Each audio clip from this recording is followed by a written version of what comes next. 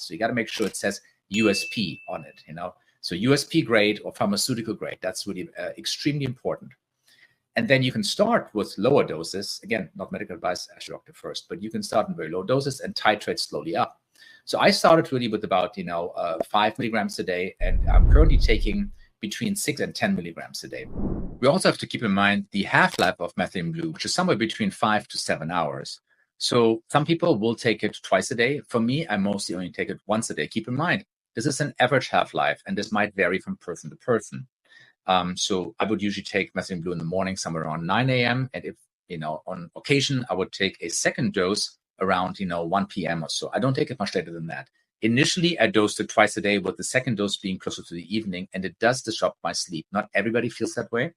There are some people that report sleeping just fine because it is not exactly a stimulant, even though it can raise heart rate and it can raise blood pressure. So I do find it quite activating. I did a short video about this, kind of warning about not taking it before a workout.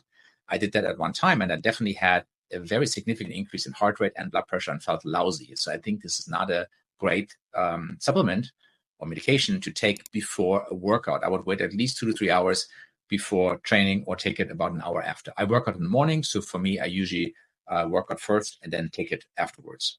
But that's something that's actually very important also to keep in mind. If you have high blood pressure, again, that's why you should talk to your physician about it. You may keep that in mind. You may have to adjust your blood pressure medications. You may have some real issues here with taking methylene blue. It is sometimes used, even in the OR, to stabilize blood pressure during an operation. So we have indicators that this is something that we can do to influence our blood pressure, so it can raise blood pressure, in other words.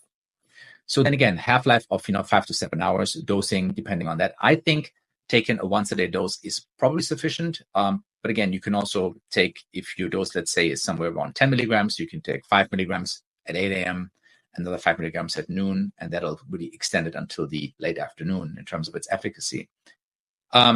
It will stain everything it touches. So even if you take it in a tablet form and you keep the tablet on your tongue for too long, it'll stain your tongue very, very blue. The liquid is a very, very powerful stain. So in my experience, if you have it on your countertop or on your floor, I mean, once it's there, it's really hard to remove it if you're able to do that at all. That's something to keep in mind. And you can tell, of course, when you excrete it, most of it will be excreted unchanged in the urine. There's minimal metabolism in the liver. Most of it will come out as it came in, as regular methylene blue or as leucomethylene blue, especially in the presence of vitamin C. So the leucomethylene blue is clear. And some preparations use vitamin C with the methylene blue. And if it's a liquid, the liquid is usually actually clear.